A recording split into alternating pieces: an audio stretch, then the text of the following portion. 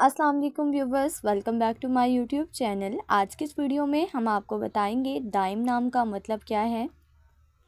दाइम नाम का शुमार लड़कों के नामों में होता है। दाइम एक इस्लामी नाम है। दाइम नाम की इब्तदाई तारीख अरबी ज़ुबान से निकलती है। दाइम नाम के अफराद के लिए खुशकिस्मत नंबर 2 माना जाता है। माहिरीन के मुताबिक दाइम नाम के लड़के बहुत शरीफ होते हैं। दाइम नाम का मतलब है हमेशा रहने वाला। दाइम नाम के लड़कों के लिए खुशकिस्मत दिनों में बुध और सोमवार का दिन शामिल है। दाइम नाम के अफराद के लिए मुवाफिक रंगों में खुबानी जैसा पीला रंग शामिल है। दाइम नाम के अफराद के लिए मुवाफिक पत्थरों में हयातीन पी पत्थर शामिल है।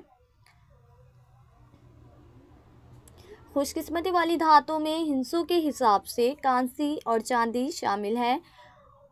फ्रेंड्स, अगर आप अपने नाम का मतलब जानना चाहते हैं तो कमेंट बॉक्स में अपना नाम लिखें। इंशाल्लाह हम आपके नाम की वीडियो ज़रूर बनाएंगे। Thanks for watching. अल्लाह हाफिज़।